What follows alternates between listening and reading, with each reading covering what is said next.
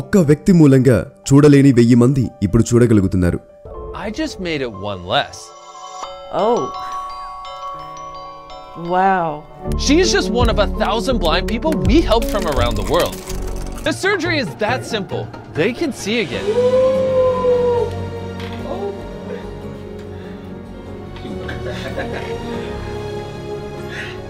వినలేని 1000 మంది ఇప్పుడు వినగలుగుతున్నారు.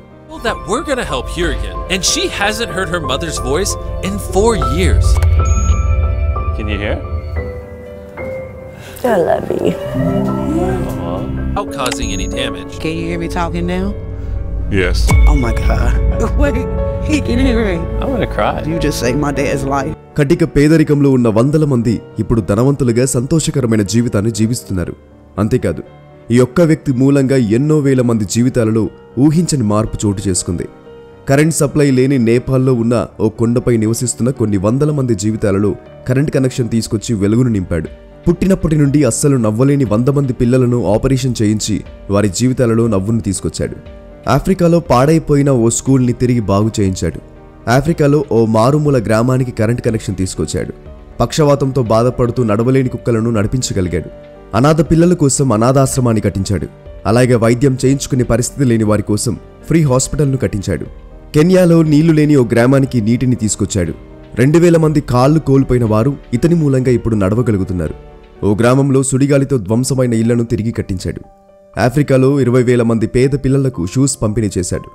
అదే ఆఫ్రికా ఖండంలో నీళ్ల సప్లై లేని గ్రామాల్లో బోర్లు వేయించి నీళ్లను తీసుకొచ్చాడు. యుక్రెయిన్లో యుద్ధం కారణంగా అన్ని కోల్పోయిన వారికి 25 కోట్ల సహాయం అందించాడు. ఇంకా ఇలా చెప్పుకుంటూ పోతే ఈ వీడియో కొన్ని గంటలవుతుంది. సో ఇదంతా చేస్తున్న ఆ వ్యక్తి ఎవరు? అతను ఎందుకిలా చేస్తున్నాడు? ఒక యూట్యూబర్గా ఉంటూ కొన్ని వేల మంది జీవితాలను ఎలా మార్చగలిగాడు? ఇప్పుడు ఈ వీడియోలో తెలుసుకుందాం. So let's get started. ఇతనే మిస్టర్ బీస్ట్. యూట్యూబ్లోనే ఎక్కువ మంది సబ్స్క్రైబర్స్ కలిగి ఉన్న ఏకైక ఇండివిజువల్ ఛానల్ ఇతనిదే. ప్రజెంట్ 25 కోట్ల మంది సబ్స్క్రైబర్స్ ఉన్నారు ఇతని ఛానల్కి. అంటే కొన్ని దేశాల జనాభా కంటే ఇతనికున్న సబ్స్క్రైబర్సే ఎక్కువ. మిస్టర్ బీస్ట్ తన ఛానల్లో ఎన్నో గివ్అవేస్ ఇచ్చాడు. అది చూసిన ప్రజలు అతని మంచి మనసుకు ఫ్యాన్స్ అయిపోయారు. ఇతను ఓ పెద్ద వెంచర్ని కూడా లాంచ్ చేశాడు. ఇప్పుడది గ్లోబల్ ఎంటర్టైన్మెంట్లో అత్యున్నత స్థానంలో ఉంది. మీరు చాలామంది ఇప్పటికీ మిస్టర్ బీస్ట్ యొక్క unique and mind blowing videos చూసే ఉంటారు. కాబట్టి ఈ అమెరికన్ యూట్యూబర్ గురించి కొన్ని విషయాలు తెలుసుకుందాం. అది 7th May 1998 అమెరికాలోని కెన్సస్ స్టేట్లో జేమ్స్ స్టీఫెన్ డొనాల్డ్సన్ అనే వ్యక్తి పుట్టాడు. ఇతనే మన మిస్టర్ బీస్ట్. చిన్నప్పటి నుండి ఇతన్ని తన ఫ్యామిలీ మెంబర్స్ జిమ్మీ అని పిలిచేవారు. అలా అతని పేరు జేమ్స్ నుండి జిమ్మీగా మారింది. యూట్యూబ్లో మిస్టర్ బీస్ట్ వీడియోస్ చూసి చాలా మంది అతను ఒక ధనవంతుల కుటుంబం నుండి వచ్చాడు అనుకుంటూ ఉంటారు. కానీ అది నిజం కాదు. అతను ఒక సాధారణ మిడిల్ క్లాస్ ఫ్యామిలీ నుండి వచ్చాడు. అతని అమ్మగారు మిలిటరీలో పనిచేసేవారు కాబట్టి వాళ్ళు రకరకాల సిటీస్కి మారుతూ ఉండేవారు. ఇతను జెన్జీ జనరేషన్కి చెందినవాడు. అంటే ఇతను పెరుగుతున్న సమయంలోనే యూట్యూబ్ ఇంటర్నెట్ యొక్క డెవలప్మెంట్ కూడా జరుగుతూ వచ్చింది. జిమ్మీకి 12-13 సంవత్సరాల వయసు వచ్చేసరికి యూట్యూబ్ పాపులర్ వీడియో స్ట్రీమింగ్ ప్లాట్ఫామ్గా మారిపోయింది. అందులో గేమ్ స్ట్రీమింగ్ కూడా మొదలైంది. మిస్టర్ బీస్ట్ ఈ గేమింగ్ వీడియోస్ ఎక్కువగా చూస్తూ ఉండేవాడు. కొంతకాలానికి అతను తన ఫ్రెండ్స్ని కలుసుకున్నాడు. ఇప్పటికీ కూడా వారు మిస్టర్ బీస్ట్ బ్రాండ్తో కలిసి పనిచేస్తున్నారు. అతని ఫ్రెండ్స్లో క్రిస్ టైసన్ కూడా ఒకడు. అతనికి కూడా యూట్యూబ్ అంటే పిచ్చి. మిస్టర్ బీస్ట్ మరియు టైసన్ కలిసి ప్రతిరోజు కొన్ని గంటలు యూట్యూబ్ గురించి మాట్లాడుకుంటూ ఉండేవారు. తర్వాత 2012 ఫిబ్రవరి 20 నాడు జిమ్మీ తన యూట్యూబ్ ఛానల్ను క్రియేట్ చేశాడు. మరియు తన ఛానల్ పేరును మిస్టర్ బీస్ట్ 6000 అని పెట్టాడు. ఈ పేరే ఎందుకంటే అప్పట్లో ఇదే తన వీడియో గేమ్ యొక్క ప్రొఫైల్ నేమ్గా ఉండేది. మొదట్లో అతని ఛానల్లో మైండ్ క్రాఫ్ట్ లాంటి గేమింగ్ వీడియోస్ అప్లోడ్ చేసేవాడు. తర్వాత తన కామెంటరీ వీడియోస్ చేయడం స్టార్ట్ చేశాడు. అందులో తన గురించి లేదా ఇతర పెద్ద పెద్ద యూట్యూబర్స్ యొక్క ఎర్నింగ్స్ గురించి మాట్లాడేవాడు. తర్వాత మెల్లిమెల్లిగా యూట్యూబ్లో పెద్ద పెద్ద క్రియేటర్స్ రావడం మొదలైంది. యూట్యూబ్ కోసం చాలామంది తమ జాబ్స్ కూడా రిజైన్ చేసి యూట్యూబ్ని ఫుల్ టైం కెరీర్గా చూస్ చేసుకునేవాళ్ళు. అది చూసిన మిస్టర్ బీస్ట్ కూడా వాళ్ళలాగా ఉండాలనుకున్నాడు. కాలేజ్లో జాయిన్ అయ్యే లోపే అతను సక్సెస్ఫుల్ యూట్యూబర్ అయ్యి మంచిగా సంపాదించాలనుకున్నాడు. కానీ అతని కాలేజ్లో జాయిన్ అయ్యే టైంకి అతని యూట్యూబ్ అనుకున్న సక్సెస్ని చూడలేదు. కాబట్టి అతని కాలేజ్లో జాయిన్ కావాల్సి వచ్చింది. అయినా కూడా అతను యూట్యూబ్లో వీడియోస్ చేయడం మాత్రం ఆపలేదు. సొంతంగా తన వీడియో కెమెరాస్తో షూట్ చేసి అప్లోడ్ చేయడం మొదలుపెట్టాడు. అతని వీడియోస్ చాలా యూనిక్గా ఉండేవి. ఒక వీడియోలో 1 నుండి 1,00,000 వరకు లెక్కబెట్టి అప్లోడ్ చేశాడు. అలా లెక్కబెట్టడానికి అతనికి 24 గంటలు పట్టిందంట. తర్వాత అతను ఒకే మ్యూజిక్ వీడియోను 10 గంటల సేపు చూసి దాన్ని రికార్డ్ చేసి అప్లోడ్ చేశాడు. అప్పటి నుండి తన ఛానల్కు వ్యూస్ అండ్ సబ్స్క్రైబర్స్ రావడం మొదలైంది. యూట్యూబ్ నుండి కూడా డీసెంట్గా సంపాదించడం కూడా మొదలుపెట్టాడు. ఎలాగో ఆదాయం వస్తుంది కాబట్టి జిమ్మీ మరియు అతని ఫ్రెండ్ కాలేజ్ మానేసి ఇంట్లో నుండి వెళ్ళిపోయి ఇంకెక్కడైనా రూమ్ తీసుకుని వీడియోస్ చేయాలని ఫిక్స్ అయ్యారు. దానికి జిమ్మీ అమ్మగారు కూడా పెద్దగా నో చెప్పలేదు. ఎందుకంటే యూట్యూబ్ పైన జిమ్మీ డెడికేషన్తో వర్క్ చేస్తున్నాడు కాబట్టి తన తల్లికి జిమ్మీ తప్పకుండా సక్సెస్ అవుతాడని తెలుసు. తర్వాత జిమ్మీ మరియు అతని ఫ్రెండ్ టైసన్ ఒక అపార్ట్మెంట్ను రెంట్ తీసుకుని ఫుల్ టైం వీడియోస్ చేయడం స్టార్ట్ చేశారు. అలా వీడియోస్ చేయగా జిమ్మీకి తన మొట్టమొదటి స్పాన్సర్ దొరికాడు. ఈ స్టోరీ కూడా చాలా ఇంట్రెస్టింగ్గా ఉంటుంది. ప్రజెంట్ చాలా మంది యూట్యూబర్స్ డబ్బులను గివ్ అవేగా ఇవ్వడం, ఆ వీడియోస్ను యూట్యూబ్లో పెట్టినప్పుడు మంచి వ్యూస్ సంపాదించడం మనం చూస్తూనే ఉన్నాం. నిజానికి ఇలాంటి వీడియోస్ స్టార్ట్ అయ్యింది మిస్టర్ బీస్ట్ యొక్క ఈ వీడియోతో.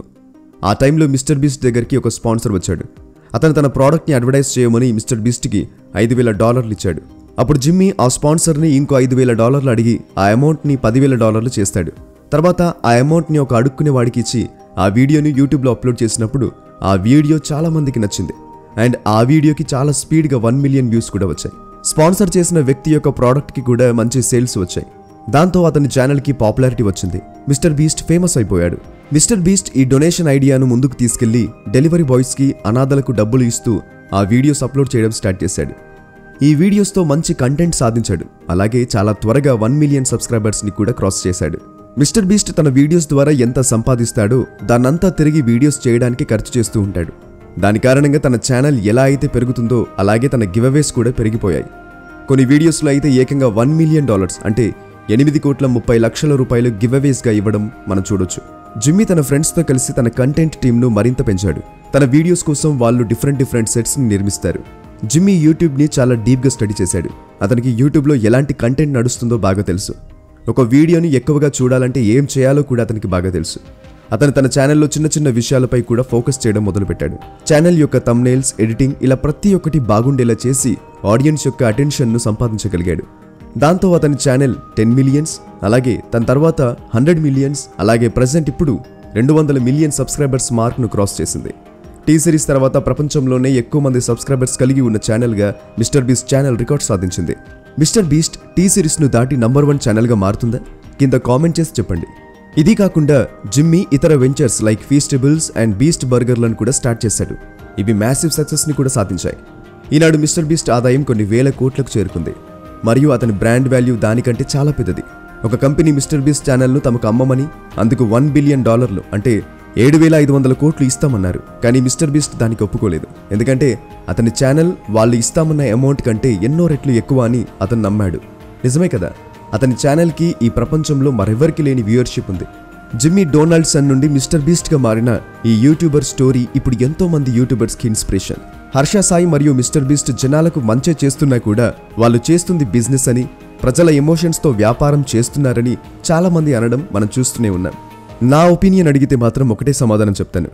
జనాల ప్రాణాలతో ఆడుకుని బిజినెస్ చేస్తున్న ఎంతో మంది కార్పొరేట్ డాక్టర్లను మనం దేవుళ్ళు అంటుంటాం. మరలాంటప్పుడు మంచి మనసు కలిగి కొన్ని వేల మంది జీవితాలలో చిరునవ్వులు నింపిన ఇలాంటి వాళ్ళను తప్పుపట్టడం కరెక్ట్ కాదు అని నా ఒపీనియన్. ₹1 సహాయం చేయని వాళ్ళకంటే వీళ్ళు చాలా బెటర్ కదా. దీనిపై మీ అభిప్రాయాన్ని కూడా కామెంట్ చేసి మాతో షేర్ చేసుకోండి. ఇలాంటి మరొక ఇంట్రెస్టింగ్ అండ్ ఇన్ఫర్మేటివ్ టాపిక్తో నెక్స్ట్ వీడియోలో కలుద్దాం. ఇలాంటి మరెన్నో గొప్ప ఇంట్రెస్టింగ్ వీడియోస్ లేదా ఇన్ఫర్మేటివ్ వీడియోస్ చూడడానికి ఇప్పుడే మా యూట్యూబ్ ఛానల్ని సబ్స్క్రైబ్ చేసుకోండి. నేను పెట్టే ప్రతి వీడియో కూడా యూట్యూబ్లోనే ఫస్ట్ రిలీజ్ అవుతుంది. కాబట్టి మీరు ఏ వీడియో కూడా మిస్ అవ్వకుండా ఉండటానికి ఇప్పుడే యూట్యూబ్ ఛానల్ని కూడా సబ్స్క్రైబ్ చేసుకోండి. కింద కామెంట్ బాక్స్లో మీకు మా యూట్యూబ్ లింక్ కనబడుతుంది. అక్కడ క్లిక్ చేసి వెంటనే మా ఛానల్ని సబ్స్క్రైబ్ చేసుకోండి. ఇలాంటి గొప్ప వీడియోస్ మీరు మిస్ అవ్వకుండా ఉంటారు.